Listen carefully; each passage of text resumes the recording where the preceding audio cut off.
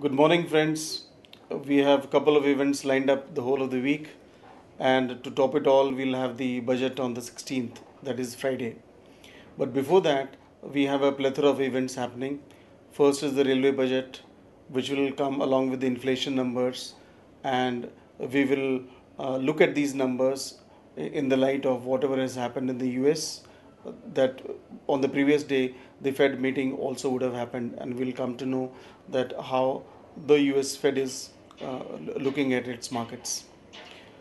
Then on the next day, we have the usual thing coming up, the credit policy, and more important than the budget, it is going to be the credit policy, which is going to be more important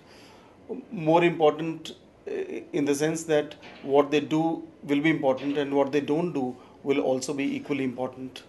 And while we have had a 0.75% cut in CRR, but nevertheless you can never give up hopes of actually a rate cut happening on that day. And on 16th we'll have the budget, but before that we'll have the advanced tax numbers also coming up. We have the budget on the 14th, the railway budget, and although there are very few investors who look at railway stocks, but the ones who actually look, they actually do a good amount of trading on that day. And we have some data here which can give you some idea of what to expect on that particular day. If you were to look at the last 5 years or even 10 years, you will know that the railway budget day is one of those days when you should actually be using that opportunity to exit railway stocks, the stocks in which the biggest market is for railways. So, the same day returns, if you were to look at the day of the railway budget, you'll actually see the railway stocks falling by around 3.3% on the day that the railway budget is presented.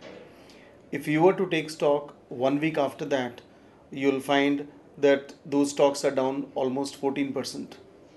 And if you were to look and wait for more and wait for a month, you'll find that those railway stocks are down by 22%. Now, this is a 5 year average. It need not necessarily be that this year also the same thing will happen, but the fact is that uh, most of the people on Dalal Street, they actually use to lighten their commitments the day when a railway budget is presented as far as the railway stocks are concerned. The market is slightly kinder on the mainstream budget. So when that is presented, the markets actually fall for the last 5 years. You were to look at on the budget day, the average fall is 1.77% for the last 5 years. And if you were to make this a 10-year affair, you'll still see that the average fall on a budget day has been 1.34% as far as the overall index is concerned.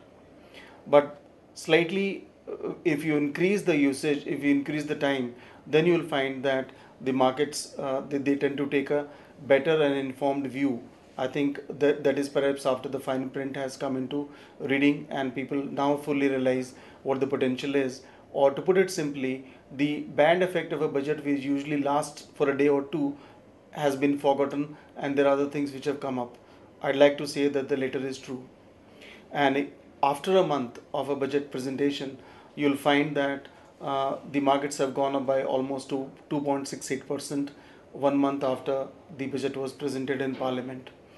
The 10-year average here is not too different, it is still positive 2.16%. Traders must remember that on this particular day you need to segregate your trading picks as well as whatever you are doing for investments.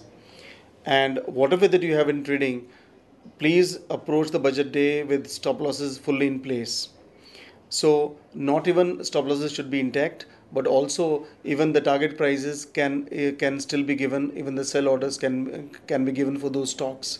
So please remember that by the time you see the stock going up, and if you then start to want to punch the order, till that point of time the price may have come and gone as well, and prices may move up very horizontally. You could see a very vertical move in stocks, and and even though the relevant section may not have come up for reading as far as the finance minister is concerned, he may be coming to that, but stock, you may find that stocks have gone up pretty early. So if you have your both sell orders and stop losses in place, I think it will be of great help, and you'll be better make use of this budget trading day. The markets move on fundamentals, and budget is a fundamental event. But more important than this one particular event, because this is an annual event, there are several fundamental events which will keep on happening throughout the year and with increasing periodicity. That is important. One of them is inflation. Second is currency movement. And you all know that to what extent they can make or mar our markets. We have the credit policy, in which we'll have Mr. Subbarao coming and addressing us almost every quarter, and sometimes more than that. You'll have the global scenario. After Greece, you'll have Portugal, you'll have Spain and other countries which will come and try and test your ability to stay invested. But more importantly, it is liquidity which drives the market ultimately. And irrespective of how the budget is, if the liquidity is good, we can have a great time even in a post budget scenario. And liquidity will have its own reasons. They might like India, FIs might come to India, that India is a great place to be in, or despite, even though the budget is not good, let's say it is not as good, and then also you could find that the money is flowing in tons from the FIIs, because they believe that India is a better place, not as compared to Brazil but also as compared to China.